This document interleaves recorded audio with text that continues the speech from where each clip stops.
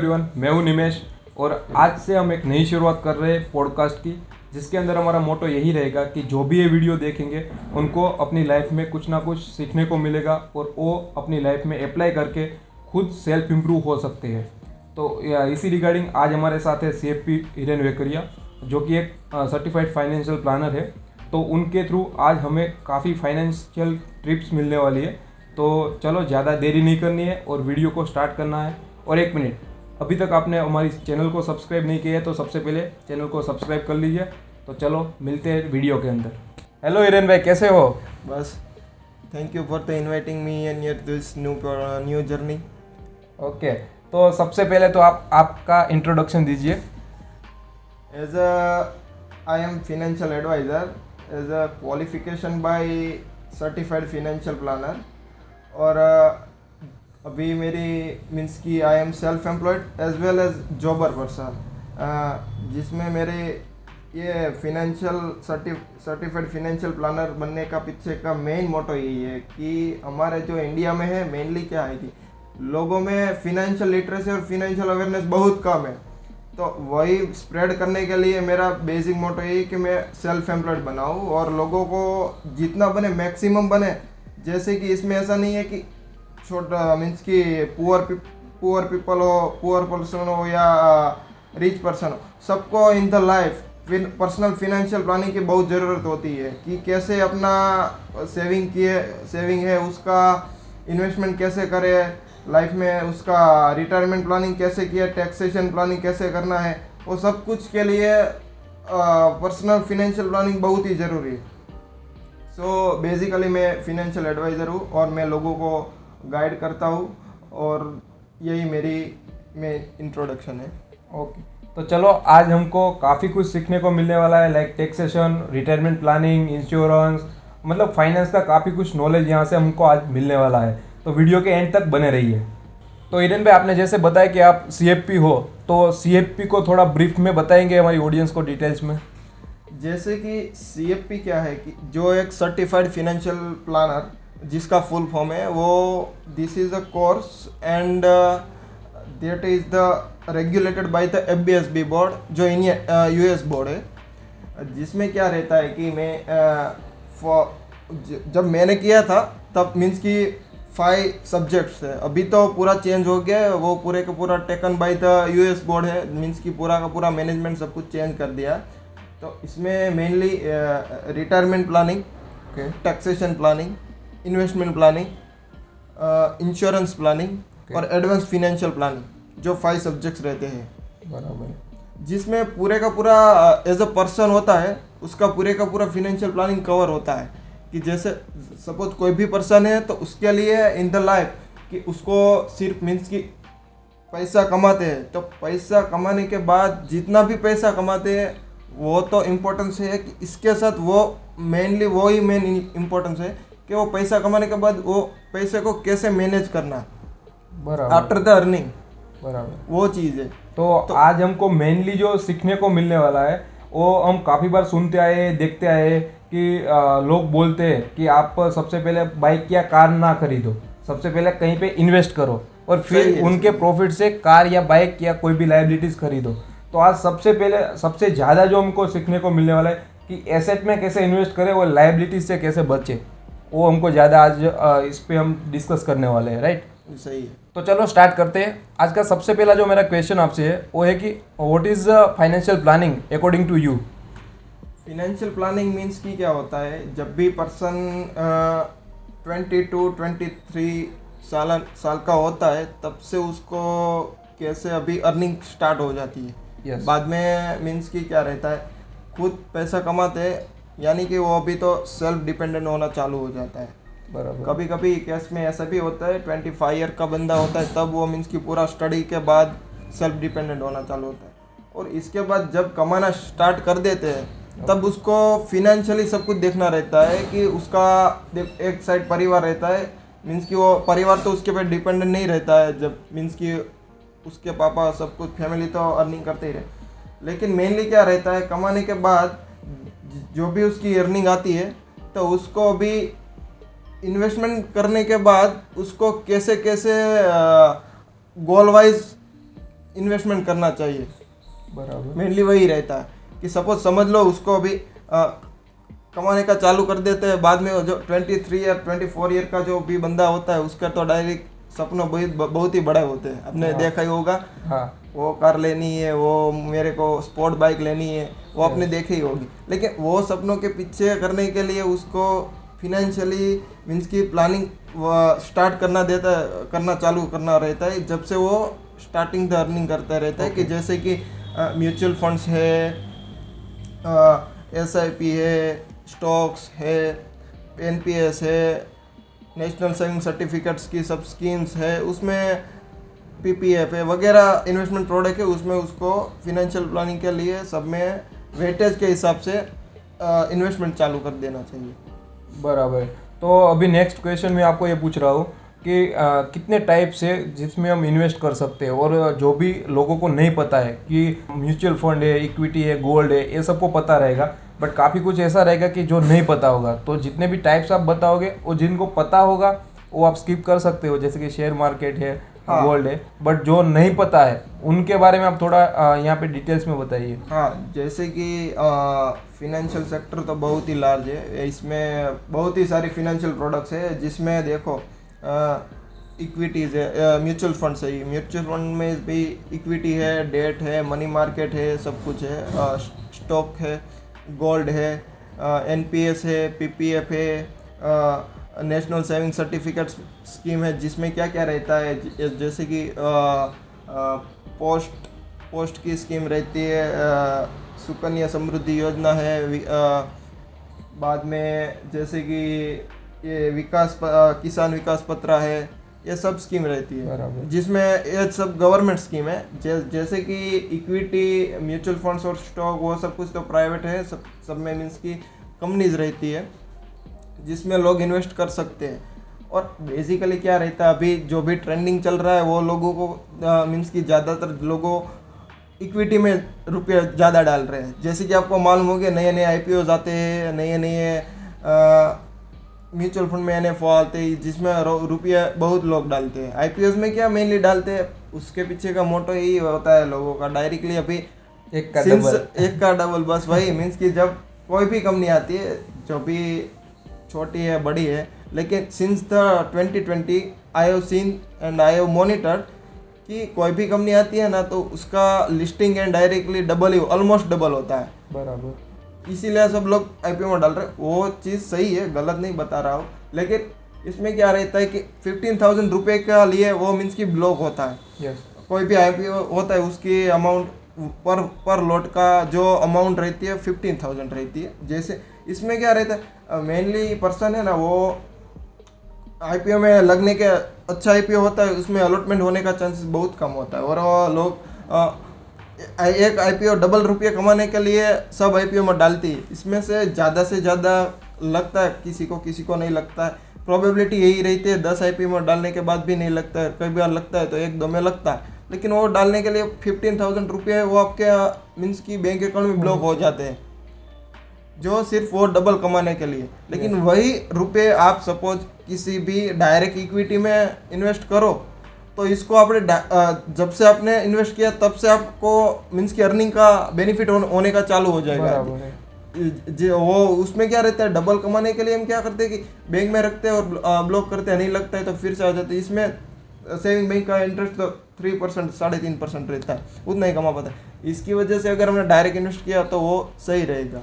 बराबर है, मैं समझ गया कि हिरन भाई ऐसा कहना चाह रहे हैं कि मान लो कि मेरे पास अभी कैश में 15,000 पड़े हैं, मैं आपको दूंगा, आप डबल करके दोगे अगर IPO में लगा तो, और अदरवाइज मेरे पास 15,000 ऐसे ही रहेंगे। बट अगर आप इक्विटी में या बॉन्ड में कहीं पे भी इन्वेस्ट करते हो तो आपको उनका इंटरेस्ट मिलना स्टार्ट हो जाएगा। यस, सही है। इंटरेस्ट यानी कि उसका जो भी शेयर्स या डायरेक्ट इक्विटी हम शेयर्स परचेज करते हैं तो इसमें डायरेक्टली आपको उसकी जो भी मूवमेंट है उसका बेनिफिट मिलता है। ऐसा भी डायरेक्ट इक्विटी में इन्वेस्ट करने के बाद ऐसा भी नहीं होता है कि डायरेक्टली भी हमको बेनिफिट मिलना। कभी अगर मार्केट करेक्शन मोड में है तो थोड़ा बहुत डाउन भी हो सकता है, बराबर है, डाउन भी जा सकता है। हाँ, वो कब एंटर करना है वो भी हमको फर्स्टली कोई भी कंपनी में इन्वेस्ट करते हैं तो फंडामेंटल भी देखना पड़ता है कि कैसे कब एंट्री करे, कब एग्जिट करे, सब कुछ देखना पड़ता है। यस। इसी के रिगार्डिंग मैंने अभी 2 या 3 दिन पहले न्यूज़ में देखा था कि 2020 में जो डीमेट अकाउंट है वो 1 करोड़ से भी ज़्यादा ओपन हुए हैं। तो इसके बारे में क्या कहोगे कि ये हर साल इतने होते हैं या इस साल ज़्यादा हुए हैं? जो भी पास्ट हिस्ट्री है, लास्ट में मीन्स कि 10 इयर्स में देखो तो लास्ट साल से अभी जो आपने बोला कि डीमेट्स अकाउंट बहुत ओपन है, वो सही बात है। और वो अभी लोगों में अवेयरनेस लोग बहुत हो रहे हैं, वो बड़ी बात है कि फिनेंस में अभी इसमें रुपये इन्वेस्ट करने चाहिए इंस्टेड ऑफ द एफडी से।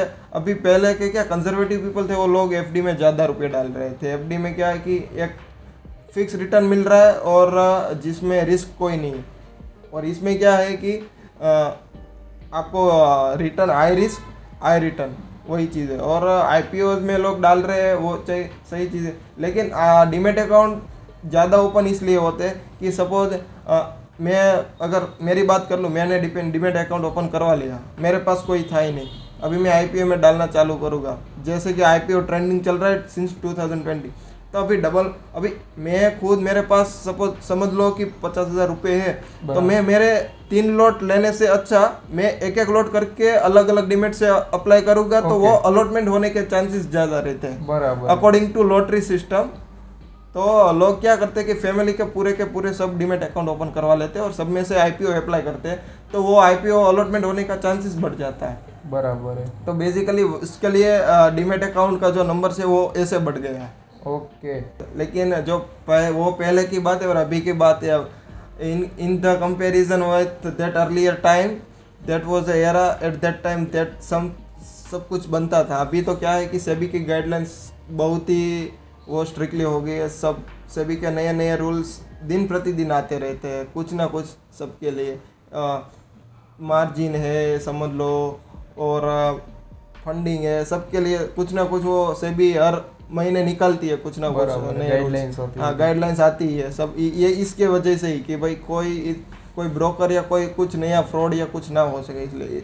लेकिन बेसिकली जो है वो अभी जो भी नई जनरेशन आती है वो ऑलरेडी थोड़ी बहुत अवेयरनेस होती है कि जैसे कि आईपीओ है, वो कंपनीज है, तो कंपनीज का वो भी फंडामेंटल सब कुछ देखते हैं लोग कि क्या है, कैसी है, कि उसका फंडामेंटल्स में उसका पास्ट परफॉर्मेंस देखते हैं, उसका बिजनेस मॉडल क्या है, उसका बैलेंस शीट कैसे है, कि उसका कैश फ्लो कैसा है, सब कुछ पढ़ते हैं। बाद में लोग इन्वेस्ट करते हैं। कभी कभी लोग जो होते हैं जिसको बहुत मालूम नहीं पड़ता है, वो अपने ऐसे ही मीन्स की डालते हैं, लेकिन वो थोड़ा गलत है।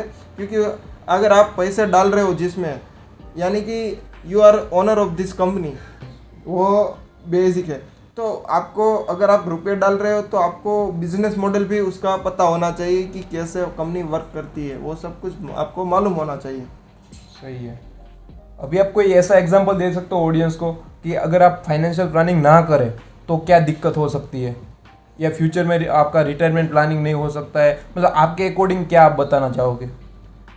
अगर आपको फिनेंशियल प्लानिंग में मीन्स कि अगर आपने इन्वेस्टमेंट नहीं किया है तो इन फ्यूचर आपको क्या होता है, अगर आपसे देखो ऐसा होता है कि आप जितना भी अर्ली स्टार्ट करते हैं इन्वेस्टमेंट, उतना ही आपको पावर ऑफ कंपाउंडिंग का बेनिफिट मिलता है। समझ लो, एक एग्जांपल मैं लूँ, अगर आपने 10,000 की SIPs चालू की है at the age of 30 years और अप टू 60 ईयर्स करते हो 30 ईयर्स, ओके। और दूसरा बंदा है वो भी 10,000 की SIP at the age of 35 चालू करता है, ओके। तो और अप टू द 60 ईयर्स, तो उस दोनों में डिफरेंस यही रहेगा, जो 12% रिटर्न देती है समझ लो। तो वो देखने जाए तो जो 30 मीन्स की 35 जिसने चालू किया है उसका और उसमें डिफरेंस जो रहेगा वो अमाउंट शायद डबल हो जाती है, सिर्फ वो 5 वर्ष का गिफ्ट के लिए। वो 30 ईयर्स इन्वेस्टमेंट करता है और 25 ईयर्स इन्वेस्टमेंट करता है। बराबर है, क्योंकि कंपाउंडिंग में जो लास्ट के ईयर होते हैं उसमें पैसे डबल होते हैं क्योंकि वो डबल होने का भी वो रीज़न है कि आपने जब जो स्टार्ट पहले जो किया होता है इनिशियल ईयर्स में, उसका जो मीन्स की इंटरेस्ट ऑन इंटरेस्ट मिलता है वो अमाउंट बहुत ज़्यादा होती है। इसीलिए बोलता है कि अर्ली इन्वेस्ट अर्ली रिटायर। तो अभी जो आप टाइप्स बता रहे थे इन्वेस्टमेंट के, उसमें आपने टैक्सेशन एंड इंश्योरेंस का भी बताया था, तो आप उनके बारे में थोड़ा डिस्क्राइब कीजिए ऑडियंस को। ओके, तो पहले हम इंश्योरेंस के बारे में डिस्कस करते हैं। इंश्योरेंस अभी इंश्योरेंस का भी आपके मीन्स के लाइफ में इतना इम्पोर्टेंस है जितना इन्वेस्टमेंट का है, क्योंकि इंश्योरेंस नहीं है तो इन्वेस्टमेंट का वैल्यू कुछ नहीं है, समझ लो। तो इंश्योरेंस प्लानिंग भी होना ज़रूरी है।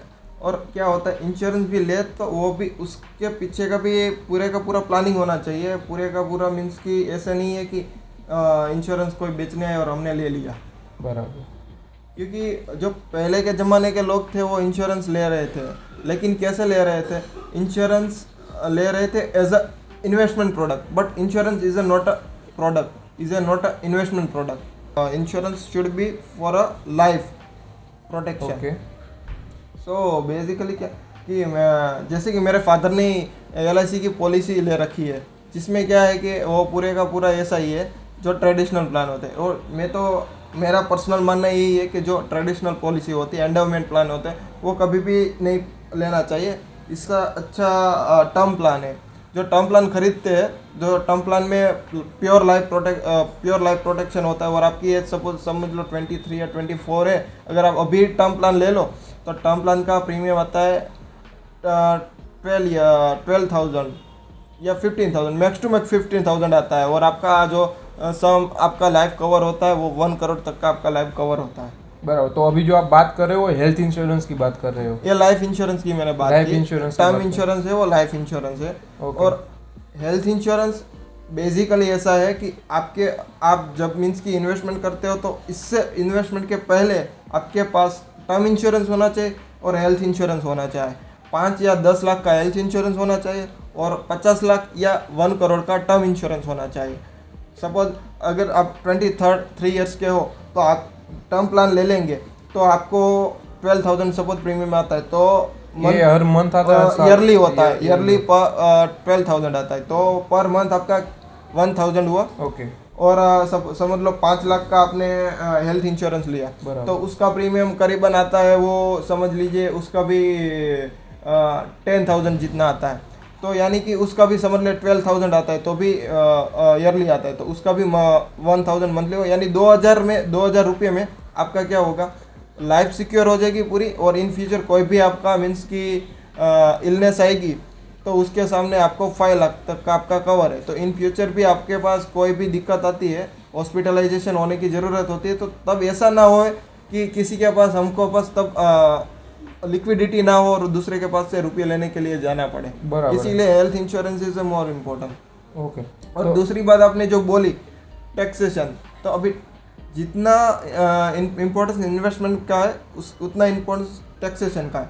टैक्सेशन का इम्पोर्टेंस इसलिए है कि जब भी पर्सन 30% टैक्सेशन स्लैब में आता है, तब उसको बहुत ही देखना पड़ता है कि वो जितना कमाता है, मीन्स की जो भी अर्निंग होती है उसके ऊपर भाई ऐसा ना, उसको तो 30% डायरेक्ट टैक्सेशन देना, टैक्स पेड करना गवर्नमेंट को देना वो भी अच्छा नहीं रहता है। तो इसके लिए भी टैक्सेशन प्लानिंग होता है। टैक्सेशन प्लानिंग में ये ऐसा रहता है कि मीन्स की कोई भी प्रोडक्ट है, समझ लो 5 लाख तक के तो पूरा का पूरा एग्जम्पशन ही है। बराबर। उसके बाद जो ATC में 1.5 लाख तक मीन्स की एग्जम्पशन होता है, वो जनरली बात है कि कैसे हो। मेनली क्या हो रहता है, जब भी आप मीन्स की इन्वेस्टमेंट करते हो, जैसे कि इक्विटी में करते हो, तो इक्विटी में इन्वेस्टमेंट करते हो तो इसमें कैपिटल गेन लगता है। कैपिटल गेन ऐसा लगता है जब आपने परचेज किया तब से लेके बाद में आप जब सेल करते हो तब आपको टैक्स पेड करना रहता है। जैसे कि FD में क्या रहता है, आपको हर साल इंटरेस्ट मिलता है, उस पर टैक्स पेड करना रहता है। इसमें ऐसा नहीं है। आप जब म्यूचुअल फंड्स ले रखे हैं और आपने सेल किया सपोज समझ लो 15 ईयर्स बाद, तो आपको 15 ईयर्स के बाद वो टैक्स भरना रहता है, जो भी आपको प्रॉफिट हुआ उसके ऊपर as a capital gain tax, उसको कैपिटल गेन टैक्स बोलते हैं। बराबर। तो उसका भी वो भी पूरा प्लानिंग करना रहता है कि भाई मैं शॉर्ट टर्म कैपिटल गेन रहता है, लॉन्ग टर्म कैपिटल गेन रहता है, वो सब कुछ रहता है। बराबर। और अभी जो लास्ट क्वेश्चन मैं आपको पूछ रहा हूँ कि मान लो कि किसी की इनकम पर मंथली सैलरी जो है वो 15,000 है और उनको इन्वेस्टमेंट स्टार्ट करना है, तो किस हिसाब से स्टार्ट कर सकते हैं? इसमें क्या है कि 15,000 की जिसकी भी इनकम है तो उसको बेसिकली उसका वो सब कुछ देखना रहता है कि बैकग्राउंड क्या है, उसके एक्सपेंसेस क्या है, सब कुछ मैटर करता है। क्योंकि बिना कोई भी पर्सन है उसकी इनकम सपोज समझ लो भले ही ना ज़्यादा से ज़्यादा पर मंथ वो 1,00,000 1,50,000 कुछ भी कमाता है, लेकिन उसका पहले मेरे सब कुछ वो उसका फिनेंशियल डेटा देखना रहता है। फिनेंशियल डेटा यानी कि उसका एक्सपेंसेस क्या है, उसका अदर इनकम क्या है, उसके पास अभी असेट्स कितनी है, मीन्स की फिनेंशियल असेट्स कितनी है, उसकी सामने लियाबिलिटीज़ कितनी है। लियाबिलिटीज़ यानी कि उसकी जो भी मकान ले रखा है तो उसके पे लोन क्या चल रही है, बाइक रखी है तो उस पर लोन चल रही है, सब कुछ कार रहे तो कार पे लोन चल रही है, वो सब कुछ फैक्टर्स देखना रहता है। उसके बाद हम उसका प्लानिंग कर सकते हैं कि आगे उसका मीन्स कि 15,000 उसके है रुपये समझ लो, तो बाद में वो according to goal wise investment should be the goal wise, तो उसका भी गोल्स होते हैं कि भाई मेरे को 3 साल के बाद ये चीज़ चाहिए, तो according to that we have to start the invest. उसका लॉन्ग टर्म गोल है कि 7 साल के बाद मेरे को यही चाहिए, तो उसके लिए ऐसे ऐसे मीन्स कि जो उसका गोल है उसके वाइज वेटेज देना पड़ रही है कि भाई आज से आप 2,000 की SIP चालू करो डायरेक्ट इक्विटी में, और मीन्स कि 1,000 ऐसे शेयर्स में डालो। जो लॉन्ग टर्म गोल है तो ज़्यादा से ज़्यादा बेटर SIP और डायरेक्ट इक्विटी रहता है। बराबर। शॉर्ट टर्म गोल है तो उसके लिए म्यूचुअल फंड्स में म्यूचुअल फंड में बैलेंस एडवांटेज फंड है और डेट फंड में, तो वो सही रहता है। अगर 3 साल या 2 साल के लिए इन्वेस्टमेंट करना है तो वो सही रहता है, और 5 साल से ज़्यादा है तो डायरेक्ट मीन्स की डायरेक्ट इक्विटी और equity mutual fund is the best. ठीक है, चलो तो अभी ऐसा कुछ आप लमसम आइडिया दे सकते हो कितने परसेंटेज अपनी इनकम में से इन्वेस्ट करना चाहिए? बेसिकली ऐसा मेरा मानना ऐसा है कि जो भी हम कमाते हैं उसका minimum 20% should be go to the investment. ज़्यादातर लोगों को मीन्स कि रुपये उसके पास एक्सपेंसेस उतने होते हैं तो सेविंग्स होता नहीं है, लेकिन जितना बने उतना एक्सपेंस पे कंट्रोल रहना चाहिए। इसमें क्या होता है, जब जब आपकी इनकम बढ़ती है, जैसे मैंने ऐसा देखा है, जब जब आपकी इनकम बढ़ती है तो आपको लगता है मेरी इनकम इतनी हो जाएगी तो मैं बाद में मेरा मीन्स इतना सेविंग करूँगा, ये करूँगा, लेकिन ऐसा मीन्स कि प्रैक्टिकली नहीं होता है। क्योंकि इसके पीछे का रीज़न यही है कि आप देखने जाए जो भी पर्सन की इनकम जैसे बढ़ती है ना तो उसका स्टैंडर्ड ऑफ लिविंग बढ़ जाता है। ऐसा कोई एग्जांपल दे सकते हो? परचेजिंग पावर बढ़ जाता है, ऐसा होता है। तो इसके लिए वो मीन्स कि वो कर नहीं सकते। इसके लिए मेन यही है कि वो आपको है ना पूरे का पूरा जो भी आपका मंथली एक्सपेंस होता है उसको बुक कीपिंग कीजिए, यानी कि उसका अकाउंटिंग रखिए कि मैंने मीन्स की छोटी से छोटी चीज़ आपको लिख के रखना कि आप जो मीन्स की थिंकिंग करते हो कि मेरा भाई इतना एक्सपेंस होता है महीने का, उससे ज़्यादा ही होता है। यस, वो लिख के रखते तो आपको मालूम पड़ता है। मेरा खुद का एक्सपीरियंस है, इसीलिए मैं बता रहा हूँ। ऐसा कोई एग्जांपल दे सकते हो कि जिसकी सैलरी हाई है बट आपके ही मतलब आपके पास जो भी क्लाइंट है वगैरह, ठीक है, उसमें से सैलरी मान लो कि बहुत ज़्यादा है, मान लो कि 1 लाख है, 1.5 लाख है, बट मंथ के एंड में कुछ बचता नहीं है, तो ऐसा कोई एग्जांपल आपके पास है तो जैसा शेयर कर ऐसा सकते एक है जो मैं पहले जहाँ जॉब करता था वहाँ एक क्लाइंट था जिसकी सैलरी सालाना 40 लाख थी, और as a profession he is a doctor. Okay. But उसके पास क्या था मीन्स कि पूरे का पूरा मीन्स कि उसको मालूम ही नहीं पड़ता था मेरा रुपये कहाँ चले जाते हैं, क्योंकि उतना उसका एक्सपेंस ही उतना था। जब उसने फिनेंशियल प्लानर को मीन्स की कंसल्ट किया, यानी कि हमारे जो मेरे सर थे उसको कंसल्ट किया, उसके बाद उसको मालूम पड़ा कि नहीं एक्चुअली फिनेंशियल एडवाइज़र होना चाहिए, कि मेरा मीन्स कोई फिनेंशियल कंसल्टेंट होना चाहिए जो हमको अच्छी तरह से सब कुछ गाइड कर सके। बराबर। तो इसके लिए बाद में जैसे धीरे धीरे उसका सब कुछ सेविंग होना चालू हुआ, बाद में उसका पूरे का पूरा फिनेंशियल प्लानिंग होने का स्टार्ट हुआ। तो ये था हमारा पॉडकास्ट का पहला एपिसोड। कैसा लगा कमेंट में बताइए, वीडियो को लाइक करना मत भूलिए, और अभी तक चैनल को सब्सक्राइब नहीं किया है तो प्लीज़ सब्सक्राइब कर लेना। और कुछ क्वेश्चन है फाइनेंशियल के रिगार्डिंग या फिर डिजिटल मार्केटिंग के रिगार्डिंग आप पूछो, और मैं डेफिनेटली उस पर वीडियो बनाने की कोशिश करूँगा या आपको पर्सनली रिप्लाई दूंगा। तो चलो मिलते हैं नेक्स्ट वीडियो के अंदर, तब तक के लिए बाय बाय।